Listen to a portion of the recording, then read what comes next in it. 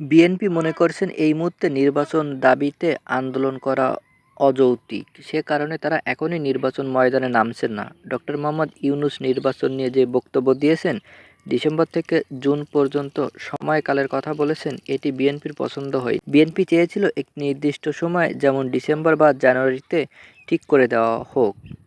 অন্তত ১ মাসের মধ্যে একটি সময় নির্ধারণ করে দেওয়া হোক। নির্বাচন কমিশনার ঘোষণা দিয়েছেন, এটা তাদের প্রত্যাশাও ছিল না। নির্বাচন কমিশনার বলেছে তারা, কিন্তু ডক্টর ইউনূসের বক্তব্য অনুযায়ী ডিসেম্বর থেকে জানুয়ারির সময়কাল বিএনপি সন্তুষ্ট নয়, প্রকাশ্যে জানিয়েছেন।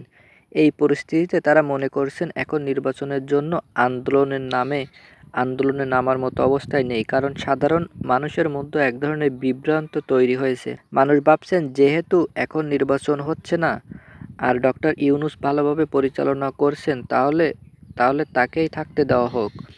তারা ভাবছে যদি আবারও কোনো দল সরকারে আসে তাহলে ফের সংঘর্ষ ও অস্থিরতা তৈরি হতে পারে।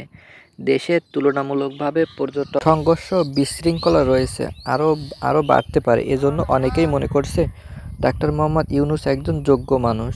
যেভাবে তিনি বিশ্ব নেতৃত্ব কাতারে উঠে এসেছেন, তাকে এই পরিস্থিতিতে তারা থাকতে দেওয়ার জন্য দেশের ভালোই হবে। তাহলে বিএনপি একা কেন নির্বাচনের দাবি নিয়ে মাঠে নামছেন, এটাও একটি প্রশ্ন। গত ১৫ বছর ধরে বিএনপি নয়, আরও অনেক রাজনৈতিক দল নির্বাচনের দাবিতে মুখ খুললেন আন্দোলন করছে।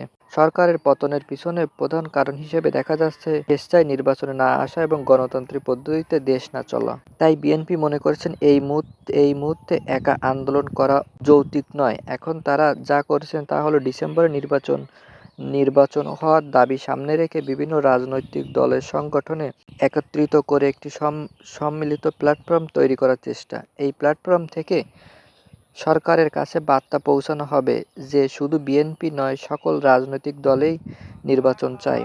তাই তারা এখন কোনো আন্দোলন বা সংঘর্ষ কর্মসূচি নেবে না। তারা রিফর্ম কর্মসূচি সংস্কার কমিশনের সঙ্গে বসে এবং বোঝাপড়ার চেষ্টা করছে যে তারা সংস্কার ব্যাপারে আন্তরিক। চার্চ নামক একটি ঘোষণা তৈরি করা হয়, যাতে কিছু গুরুত্বপূর্ণ সংস্কারের কথা বলেছে।